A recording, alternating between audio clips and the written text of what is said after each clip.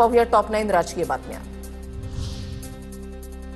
गडचिरोलीमध्ये सहपालक मंत्र्यांची काहीही गरज नाही, मुख्यमंत्री आणि दोन्ही आमदार जिल्ह्यासाठी सक्षम आहेत। धर्माराव बाबा आत्राम यांचा आशिष जयस्वाल यांच्यावर निशाणा। गडचिरोलीमध्ये सहपालक मंत्र्यांची काही गरज नाही, मुख्यमंत्री आणि दोन्ही आमदार जिल्ह्यासाठी सक्षम आहेत। धर्माराव बाबा आत्राम यांचा आशिष जयस्वालांवर निशाणा। तर मी कोणाच्याही कामामध्ये हस्तक्षेप करत नाही, आशिष जयस्वाल यांचं वक्तव्य। लाडकी बहीण योजनेच्या ई-केवायसी प्रक्रियेमध्ये सुधारणा केली जाते। 1 कोटींपेक्षा अधिक महिलांची ई-केवायसी, पूरग्रस्त भागामध्ये ई-केवायसी करण्यास मुदतवाढ। मंत्री अदिती तटकरे यांची माहिती। बीडचे आमदार संदीप क्षीरसागर उपमुख्यमंत्री अजित पवारांच्या भेटीला। बीड जिल्ह्यामध्ये नुकसानग्रस्त शेतकऱ्यांना अद्याप मदत मिळाली नसल्याच्या तक्रारी।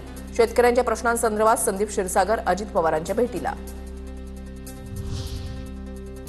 जिल्हा परिषदेमध्ये 5, पंचायत समितीमध्ये 2 सदस्य असायला हवेत, मुख्यमंत्र्यांना या संदर्भात मागणी करणार। बावनकुळेंचं वक्तव्य। मुंबईकरांसाठी महसूल विभागाची दिवाळी भेट, कोणत्याही मुद्रांक कार्यालयामध्ये दस्त नोंदणी करता येणार। मुंबईतील क्षेत्रीय मर्यादेची अट रद्द करण्याचा मंत्री चंद्रशेखर बावनकुळेंकडून निर्णय। निकाल लागल्यावर हिंदू धर्मावरचा आतंकवाद हा शब्द पुसला गेला। शरद पवार, जयंत पाटलांसारख्या नेत्यांना मतदान करू नका। मालेगाव स्फोट प्रकरणामध्ये निर्दोष सुटलेले समीर कुलकर्णी यांची टीका। माझ्याकडे हरिण आणि बिबट्याची पिल्लं होती, मात्र वनमंत्री झाल्यावर सोडून द्यावं लागलं। वनमंत्री झाल्यावर बंधनं आल्याची मंत्री गणेश नाईकांची जाहीर कबुली। काँग्रेसचे माजी आमदार भाऊ पाटील गोरेगावकर शिवसेनेमध्ये प्रवेश करणार। नगरसेवक, माजी जिल्हा परिषद सदस्यांसह उपमुख्यमंत्री एकनाथ शिंदेंच्या उपस्थितीमध्ये प्रवेश करणार।